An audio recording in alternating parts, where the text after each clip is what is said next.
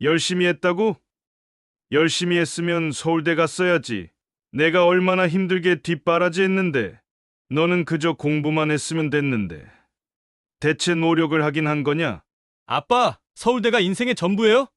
서울대 못 가면 사람이 아니에요. 그래. 적어도 우리 집에서는 그게 중요해. 너는 동생들한테도 본보기가 돼야 하는데.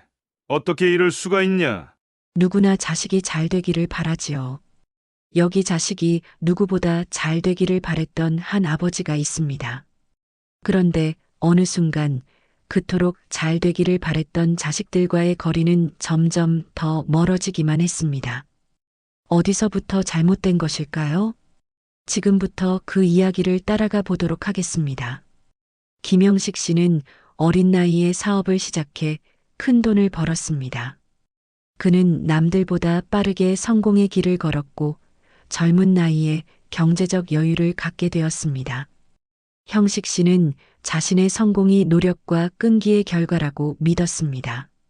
그래서인지 그는 자식들에게도 성공을 강하게 요구했습니다. 그가 세운 성공의 기준은 오직 명문대 진학이었습니다. 돈을 남부럽지 않게 모은 그가 이제 더 갖고 싶은 건 오로지 자식의 성공뿐이었습니다. 그는 세 남매를 두었고 특히 장남은 어릴 때부터 머리가 비상했습니다. 한번 가르쳐주면 금세 이해했고 시험을 보면 늘 상위권을 유지했습니다. 형식 씨는 장남이야말로 자신의 성공을 이어받을 제목이라고 믿었습니다. 어느 날 저녁 식탁에서 온 가족이 둘러앉아 저녁을 먹고 있었습니다. 형식 씨가 중학생인 장남에게 물었습니다. 우리 아들. 이번에도 전교 1등이니? 장남은 수줍게 고개를 끄덕였습니다. 네, 아버지. 그래. 역시 내 아들이구나. 계속 열심히 하거라. 형식 씨는 흐뭇한 미소를 지으며 장남의 머리를 쓰다듬었습니다. 아내도 기쁜 표정으로 장남의 얼굴을 바라보며 말했습니다. 우리 아들 수고 많았어. 오늘 저녁 네가 좋아하는 갈비찜을 해놨으니 많이 먹어라. 감사합니다, 엄마. 둘째와 셋째 딸도 오빠를 보며 부러움을 감추지 못했습니다. 오빠는 정말 대단하다. 나는 이번에 수학 시험을 망쳤는데 어떻게 그렇게 다 잘할 수가 있어? 둘째가 입을 삐죽이며 말했습니다. 그러니까 좀 더 열심히 공부해야지. 나도 힘들지만 노력하는 거야. 장남이 동생의 머리를 쓰다듬으며 말했습니다. 형식 씨는 흐뭇하게 그 모습을 지켜보았습니다. 그는 자녀들의 교육을 위해 더 나은 환경이 필요하다고 생각했습니다. 결국 교육열이 높은 목동 칠학군으로 이사를 결정했습니다. 당연히 우리 애들은 좋은 교육을 받아야 해. 서울대에 보내려면 이런 곳에 살아야지. 이사를 마친 후 형식 씨는 자녀들의 교육에 더욱 박차를 가했습니다. 학원, 과외, 문제집, 인터넷 강의까지 아이들에게 필요한 것은 무엇이든 아낌없이 제공했습니다. 그는 아침마다 아이들의 스케줄을 직접 확인하며 신경을 썼습니다. 오늘 학원은 몇 시까지니? 오후 6시까지요. 그러면 끝나고 오면 9시가 되겠구나. 집에 와서 30분 쉬었다가 영어 인터넷 강의 듣고 바로 공부를 시작해야 한다. 알겠니? 장남은 고개를 끄덕였습니다. 입시철이 되면 동네에서 서울대 합격 소식이 들려왔습니다. 알고 지내던 이웃들 중에서도 명문대에 진학하는 아이들이 많았습니다. 윗집 아들은 이번에 서울대 법대에 붙었대요. 아, 그래? 그 집 부모들은 좋겠구만. 하지만 우리 큰애도 서울대 법대에 갈 거야. 형식 씨는 당당하게 말했습니다. 자연스럽게 그의 기대는 더욱 커졌습니다. 우리 애들도 서울대에 가야지. 남들 다 가는데 우리라고 못할 이유가 없잖아? 우리 애들도 공부는 잘하고 있으니까 말이야. 형식 씨는 자녀들에게 더 높은 목표를 설정하게 했습니다. 너희는 다 서울대에 가야 한다. 특히 너, 장남. 너는 법대에 가서 판검사가 되어야 한다. 장남은 별다른 대꾸 없이 조용히 수긍하는 듯 했습니다. 하지만 그의 표정에는 어딘가 모를 부담이 깃들어 있었습니다. 아버지, 저는 판검사가 아니라 다른 길도 고민해 보고 싶은데요. 형식 씨는 놀란 얼굴로 아들을 쳐다보았습니다. 다른 길? 뭐라고? 너는 서울대 법대에 가야 한다고 했잖느냐. 그렇긴 한데 꼭 법대가 아니어도 너는 뭘 모른다. 좋은 대학을 가야 좋은 직장을 가고 좋은 직장을 가야 성공하는 것이다. 그러니까 다른 생각 말고 공부나 해라. 형식 씨는 단호했습니다. 그는 자녀들에게 최고의 교육을 제공하는 것이 부모의 역할이라고 믿었습니다. 그날 밤 장남은 책상 앞에 앉아 문제집을 넘겼습니다. 하지만 머릿속이 복잡했습니다. 아버지의 기대를 저버릴 수 없었습니다. 하지만 자신의 길을 직접 선택하고 싶다는 마음도 점점 커지고 있었습니다. 그러나 아직 그는 저항할 용기가 없었습니다. 그는 조용히 책상에 앉아 문제집을 펼쳤습니다. 그리고 부모님의 기대를 저버리지 않기 위해 다시 한번 펜을 들었습니다. 그렇게 시간은 흘러 어느덧 자라 장남은 고등학생이 되었습니다. 부모님의 기대는 날이 갈수록 커져만 갔습니다. 아들, 이제 고등학생인데 정신 바짝 차려야 한다. 형식 씨는 식탁에 앉은 장남을 바라보며 단호한 목소리로 말했습니다. 네, 장남은 짧게 대답했지만 그의 얼굴에는 이미 피로감이 가득했습니다. 판검사가 되려면 서울대 법대를 가야 하는 거 알지? 너희 학교에서 서울대 간 선배들 보니까 전교 1등은 기본이더라. 네, 장남은 힘없이 수저를 내려놓았습니다. 이런 대화는 이제 너무나 익숙했습니다. 형식 씨는 아들을 뚫어져라 바라보았습니다. 너희 아버지가 누구냐? 내가 너희들 위해서 얼마나 열심히 일하는지 알지? 엄마도 마찬가지고. 우리 부모 마음은 그저 너희들이 잘 되길 바라는 것뿐이다. 옆에서 듣고 있던 아내도 맞장구 쳤습니다. 그래, 네가 잘 돼야 동생들도 잘 되는 거야. 오빠가 하는 걸 보고 동생들이 배운다고. 무슨 말인지 알겠지? 장남은 아무 말도 하지 않았습니다. 그저 고개만 끄덕였습니다. 부모님은 늘 같은 말을 반복했습니다. 그는 이미 어릴 때부터 수없이 들어왔지만 그것이 점점 짐처럼 느껴지고 있었습니다. 학교가 끝나고 집에 돌아오면 어김없이 아버지가 기다리고 있었습니다. 오늘 공부 어디까지 했니? 형식 씨는 장남이 가방을 내려놓자마자 문제집을 집어들었습니다. 수학 문제집 몇 장 풀었어요. 몇 장? 몇 장이 중요한 게 아니라 제대로 이해했느냐가 중요한 거야. 아버지는 문제집을 들고 한 문제를 가리켰습니다. 이거 풀어봐. 장남은 한숨을 삼키며 연필을 들었습니다. 하지만 문제는 너무 어려웠습니다. 이것도 모르냐? 형식 씨는 깊은 한숨을 내쉬었습니다. 장남은 작아지는 기분이 들었습니다. 서울대 가겠다는 애가 이 정도도 못 푼다고? 이래서야 되겠어? 죄송해요. 장남의 목소리는 점점 작아졌습니다. 부모님이 기대하는 만큼 따라가지 못하는 자신이 너무나 초라하게 느껴졌습니다. 밤이 되어도 공부는 끝나지 않았습니다. 방문을 닫고 조용히 음악을 들으며 잠시라도 쉬고 싶었지만 그럴 수 없었습니다. 아버지는 수시로 방문을 열어 확인했습니다. 공부 안 하고 뭐 하냐? 그냥 좀 쉬고 있었어요. 지금 쉴 때야? 너 서울대 가고 싶긴 하냐? 장남은 아무 대답도 하지 못했습니다. 서울대. 그 이름이 이제는 너무나 부담스럽게 느껴졌습니다. 네가 이렇게 하면 어떻게 되겠어? 넌 맏이잖아. 장남이잖아. 네가 잘해야 동생들도 따라간다고 몇 번을 말했어? 장남은 눈을 감고 깊은 숨을 내쉬었습니다. 네, 알겠어요.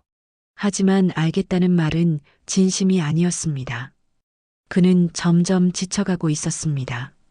시간이 지나면서 그의 성적은 오히려 점점 떨어지고 있었습니다. 이게 뭐야? 형식 씨는 성적표를 보자마자 화를 냈습니다. 이래서 서울대 가겠냐? 아내도 눈살을 찌푸렸습니다. 너 요즘 대체 뭐 하는 거야? 제대로 공부는 하고 있는 거니? 장남은 말없이 고개를 숙였습니다. 그는 최선을 다했지만 점점 집중이 어려워지고 있었습니다. 부담감이 커질수록 공부는 더하기 싫어졌습니다. 이러다가 넌 그냥 삼류대학 가서 시시하게 살 거야. 그럼 너뿐만 아니라 우리 가족도 힘들어질 거라고. 아버지의 말에 장남은 주먹을 꼭 쥐었습니다. 더 이상 견디기가 어려웠습니다. 아버지, 왜? 저 그냥 평범하게 살면 안 돼요? 그 순간 방 안이 조용해졌습니다. 아버지는 황당한 듯 장남을 바라보았습니다. 뭐라고? 그냥 저는 꼭 판검사가 되어야 하나요? 다른 길은 안 되는 건가요?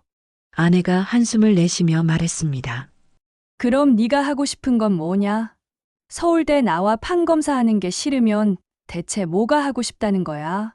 장남은 선뜻 대답하지 못했습니다. 어릴 때부터 줄곧 부모님이 원하는 길을 걸어야 한다고 배웠기에 정작 자신이 무엇을 원하는지조차 알지 못했습니다. 그냥 넌 지금 장난하니? 아버지는 단호하게 말했습니다. 세상에 그냥 되는 일은 없어. 그냥 평범하게 살고 싶다고. 평범하게 산다는 게 뭔데? 나중에 돈 없어서 힘들어질 거 생각 안 해? 장남은 아무 말도 하지 못했습니다. 그의 마음은 점점 무거워졌습니다. 부모님의 기대에 부응하고 싶지만 그 기대가 너무나 버거웠습니다. 그는 도대체 어떻게 해야 할까요? 형식 씨의 장남, 민수는 어느덧 고등학교 3학년이 되었습니다. 그러나 기대와는 달리 그의 성적은 오히려 더 떨어지고 있었습니다. 어머니는 담임 선생님과 상담을 하고 온 뒤 깊은 한숨을 내쉬며 형식 씨에게 말했습니다. 여보, 선생님 말씀으로는 민수가 서울대 갈 성적이 안 된다고 하시네요. 어떻게 하면 좋을까요? 형식 씨는 불같이 화를 내며 손에 들고 있던 책을 탁 던졌습니다. 대체 어떻게 공부를 한 거야? 그동안 학원도 보내고 과외도 시켰는데 이렇게 해서야 어디 변변한 대학이라도 갈 수 있겠어? 그날부터 형식 씨는 민수를 더욱더 몰아붙이기 시작했습니다. 그는 민수의 공부방에 있던 책상을 거실로 꺼내오고 항상 공부하는지를 감시하기 시작했습니다. 부모님이 집에 있을 때면 민수는 꼼짝없이 거실에서 공부만 해야 했습니다. 식사 시간도 정해진 시간에만 할 수 있었고 간식조차 마음대로 먹을 수 없었습니다.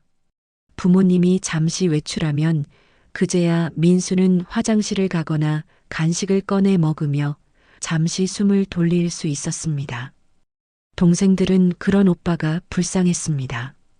어느 날 민수는 거실에서 공부를 하다가 동생들에게 낮은 목소리로 말했습니다.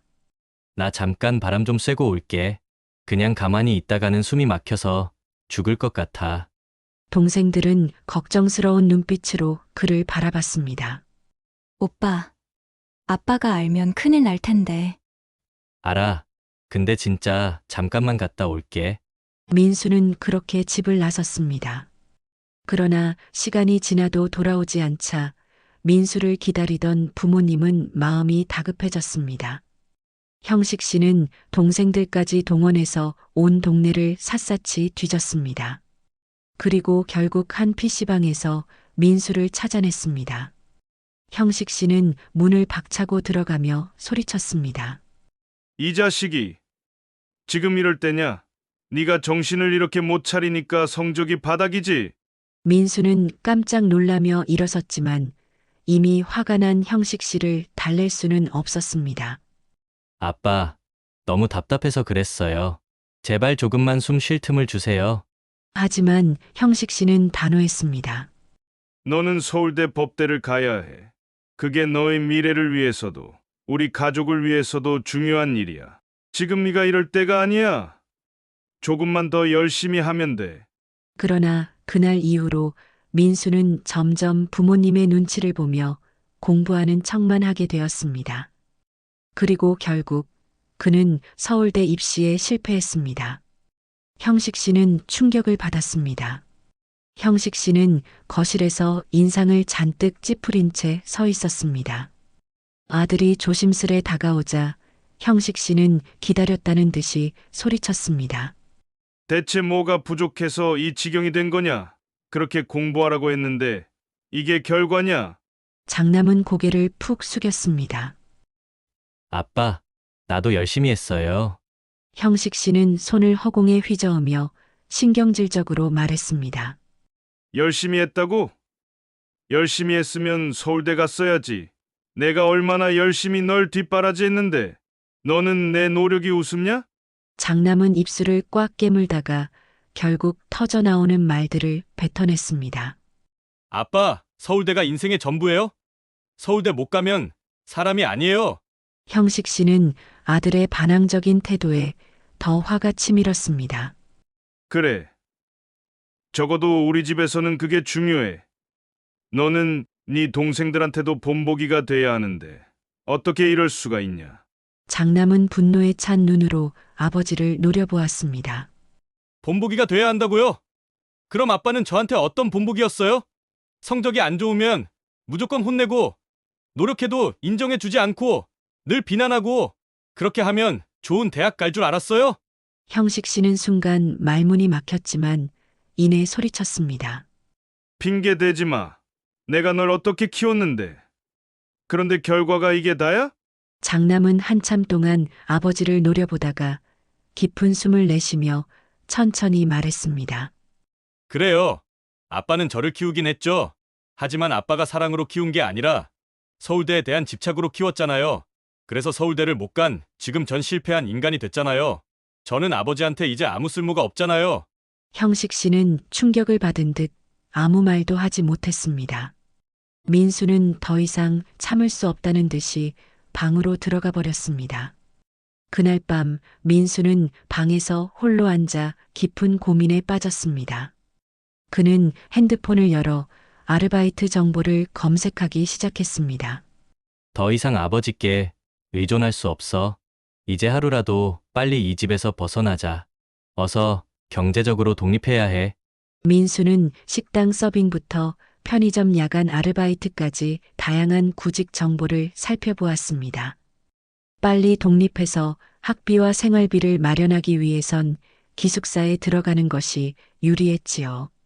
그는 대학 홈페이지에 들어가 기숙사 신청 방법을 확인하며 마음을 굳혔습니다. 몇 달 후 대학 입학을 앞둔 시점에 그는 어머니를 찾았습니다. 엄마, 저 집을 나가려고 해요. 기숙사에서 지내면서 아르바이트를 할 거예요. 어머니는 놀란 눈으로 아들을 바라보았습니다.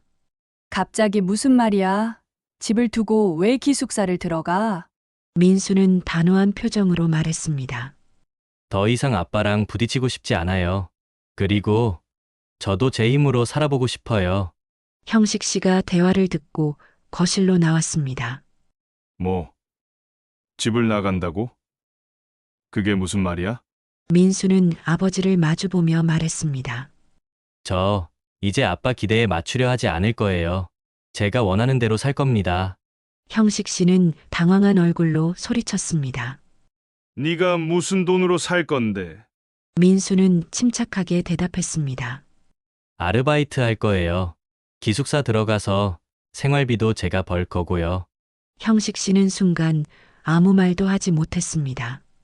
그는 아들이 정말로 떠날 준비를 하고 있다는 걸 깨달았습니다. 민수는 마지막으로 말했습니다. 아빠가 저를 자식으로 인정하든 말든 저는 제 길을 갈 거예요. 아빠의 기대에 맞추려고 저도 할 만큼은 다 했어요. 그렇게 말한 후 그는 자신의 방으로 들어가 짐을 싸기 시작했습니다. 그의 마음은 복잡했지만 한 가지는 분명했습니다. 이제 그는 온전히 자신만의 삶을 살아갈 준비가 되어 있었습니다. 그날 밤 형식 씨는 거실에 홀로 앉아 깊은 한숨을 내쉬었습니다. 문득 장남이 남긴 마지막 말이 귓가를 맴돌았습니다. 아빠 기대에 맞춰 살지 않을 거예요. 그 순간 그는 처음으로 자신이 얼마나 아들에게 큰 부담을 줬는지를 깨닫기 시작했습니다. 저 이제 알아서 먹고 살 테니 저한테 연락하지 말아주세요. 형식 씨는 처음에는 분노했습니다. 아니, 지가 서울대도 못 가놓고 이제는 부모까지 내팽개치는 게 말이 돼. 도대체 이게 무슨 패륜이야? 시간이 지났어도 계속해서 민수는 연락을 하지 않았습니다. 형식 씨는 여전히 민수를 탓하며 똑같은 방식으로 두 딸을 대하기 시작했습니다. 두 딸의 중간고사가 끝났습니다. 어두운 저녁 거실의 식탁 위에는 두 장의 성적표가 놓여 있었습니다. 아버지는 두 딸을 앞에 앉혀놓고 얼굴을 잔뜩 찡그린 채 성적표를 바라보았습니다. 거실의 공기는 무겁게 가라앉았고 두 딸은 서로 눈치를 보며 잔뜩 긴장한 표정이었습니다. 이게 뭐냐? 형식 씨는 성적표를 손가락으로 톡톡 두드리며 물었습니다. 첫째 딸 민주는 조심스럽게 입을 열었습니다. 아버지, 저희 정말 열심히 했어요. 밤새도록 공부도 하고 학원도 빠지지 않고 다녔는데 형식은 한숨을 쉬며 고개를 저었습니다. 다른 애들은 서울대 잘만 간다. 그런데 너희는 이게 뭐냐? 성적이 이 모양인데 어떻게 서울대를 간다는 거냐? 둘째 딸 지수도 조심스럽게 말했습니다. 아버지, 저희도 잘하고 싶어요. 하지만 서울대 가는 게 그렇게 쉬운 게 아니에요. 쉬운 게 아니라고? 그럼 다른 집 애들은 대체 어떻게 갔는데? 너희들도 부족한 것 없이 다 해줬는데 대체 너희는 왜 못하는 거냐? 민주는 울컥했지만 최대한 감정을 억누르며 대답했습니다. 아빠, 오빠도 서울대 못 갔잖아요. 오빠 열심히 했지만 힘들었잖아요. 그 말에 형식 씨 얼굴이 굳어졌습니다. 너희 오빠 얘기는 하지 마라. 그 녀석은 마음이 약해서 그런 거야. 너희는 달라야지. 너희까지 그렇게 하면 안 돼. 두 딸은 아무 말도 하지 못했습니다. 아버지의 기대는 무겁고 그 기대를 충족시키지 못한 자신들이 초라하게 느껴졌습니다. 그렇게 시간이 흘러 기말고사가 다가왔습니다. 두 딸은 중간고사보다 더 열심히 공부했고 부모님이 기대하는 성적을 받기 위해 노력했습니다. 하지만 시험 결과는 기대와 달랐습니다. 성적은 오히려 더 떨어졌습니다. 집으로 돌아온 두 딸은 아버지께서 성적표를 보고 화를 내실 것을 예상하고 있었습니다. 예상은 빗나가지 않았습니다. 이게 무슨 성적이냐? 너희 내가 그동안 투자한 학원비가 얼만 줄은 아냐? 형식은 소리를 질렀어요. 지수는 눈물을 참으며 말했습니다. 아버지, 제발 저희 좀 그만 혼내세요. 저희도 잘하고 싶어요. 정말이에요. 민주도 조용히 말했습니다. 아버지, 저희 정말 열심히 했어요. 그런데 저희한테 서울대는 너무 먼 곳 같아요. 형식은 그 말에 인상을 썼어요. 다른 애들은 잘만 가는 서울대가 너희한테는 왜 그렇게 먼 곳이냐? 변명만 하지 말고 똑바로 해. 그 순간 두 딸은 같은 생각을 했습니다. 이대로 가다가는 자신들도 결국 오빠처럼 무너질 것이라는 두려움이 들었습니다. 민주는 결국 입을 열었습니다. 아버지, 저희도 오빠처럼 될 것 같아요. 이렇게 사는 게 너무 힘들어요. 더 이상은 못하겠어요. 지수도 덧붙였습니다. 저희 대학 안 갈래요. 그냥 기술 배워서 빨리 돈 벌고 독립할래요. 형식 씨는 순간 할 말을 잃었습니다. 뭐라고? 이렇게 사느니 차라리 빨리 독립해서 저희가 하고 싶은 일 하면서 살겠다고요. 민주가 단호하게 말했습니다. 아버지는 충격을 받은 듯한 표정을 지었습니다. 한동안 아무 말도 하지 못했지요. 오랫동안 품어온 기대가 무너지는 순간이었습니다. 대화를 듣던 아내가 조용히 말했습니다. 여보, 나중에 얘기해요. 좀 생각해보고요. 네. 형식 씨는 여전히 멍한 얼굴로 두 딸을 바라봤습니다. 대체 그게 무슨 헛소리냐? 우리도 오빠처럼 집을 나갈 거야. 시간이 지날수록 딸들은 아버지에 대한 반항심이 날로 커졌던 것입니다. 아빠, 우리한테도 오빠한테 했던 것처럼 할 거면 차라리 그게 낫잖아요. 그렇게 살다가는 죽을 것 같다고요. 형식 씨는 크게 소리쳤습니다. 그럼 대체 어떻게 하라는 거야? 그냥 대충 살라고? 너의 인생 망치는 꼴을 보고만 있으라고? 하지만 딸들은 단호했습니다. 우린 오빠처럼 되기 싫어요. 우리도 차라리 빨리 기술 배워서 어른 되면 바로 집 나갈 거예요. 민주와 지수는 서로를 바라본 뒤 고개를 끄덕였습니다. 형식 씨는 깊은 한숨을 내쉬었습니다. 이 모든 것이 너무 갑작스럽고 받아들이기 어려웠습니다. 두 딸의 결연한 표정을 보니 뭔가 잘못돼도 한참 잘못됐다는 생각이 들었습니다. 그날 밤 부부는 침실에서 깊은 고민에 빠졌습니다. 여보, 대체 우리가 뭘 잘못한 걸까요? 아내가 조용히 물었습니다. 형식 씨는 한숨을 쉬며 대답했습니다. 모르겠어. 우리 애들은 왜 서울대를 못 가는 걸까? 다른 부모들은 다들 자식들을 좋은 대학에 보낸다는데 우리가 뭘 잘못한 걸까? 아내도 깊은 생각에 잠겼습니다. 우리도 최선을 다했어요.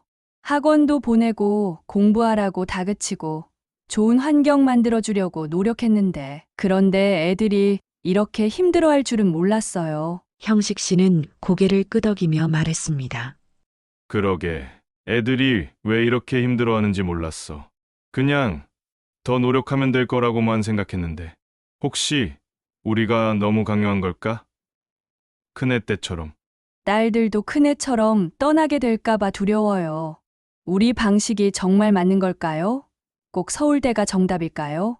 형식 씨는 한참 동안 침묵했습니다. 모르겠어.